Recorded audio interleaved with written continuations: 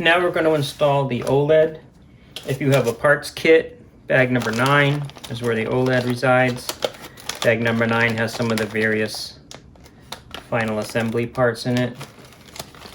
You're going to have an OLED screen like that, and it's going to have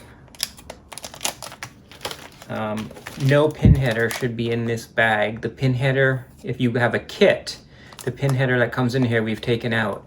If you bought your own OLED, don't use the pin header that's been supplied. Use the one that we supply, because it's going to be the correct length to get the screen the correct length from the panel. The pin header, as well as the other hardware for the OLED, is in bag number 2. So all kits include bag number 2. Or the first few standard kits that went out that weren't full parts kits, the bag wasn't labeled, but you will have this exact same bag.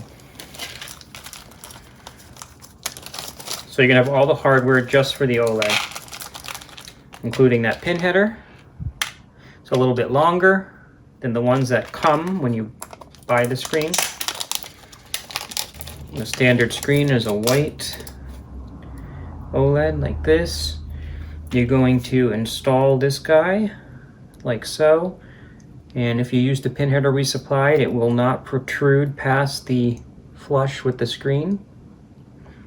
Okay, so I'm going to go solder that now, and then we'll come back and install the screen.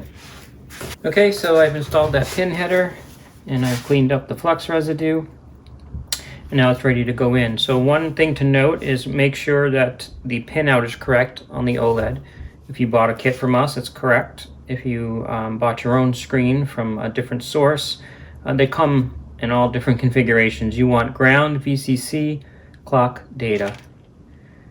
So ground VCC clock data. Now this is going to be installed upside down, but when read with it in the upright orientation, ground VCC clock data. Okay, so this is going to go upside down, but what we're going to do is we're going to install these 82-degree flathead screws. These screws were selected specifically to work well with this screen. If you use your own screen, you may need a different variation of screw. You basically want to make sure that it's below or flush with the screen, so when the screen sits against the bezel, the screw is not protruding. So you need an appropriate screw. And then the spacers, this is going to be a little difficult when you go to do this, but the spacers are going to go under the screw, and then the screen goes in obviously upside down, the only way it's going to fit. So I'm going to kind of do this right now and just time lapse it.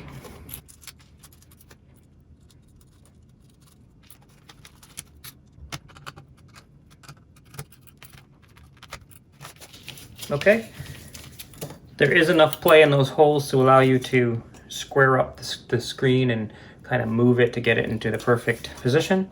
Now that you have the screen installed, you can solder in the 4 pins from the pin header. You do not have to worry about these other 2 solder pads here.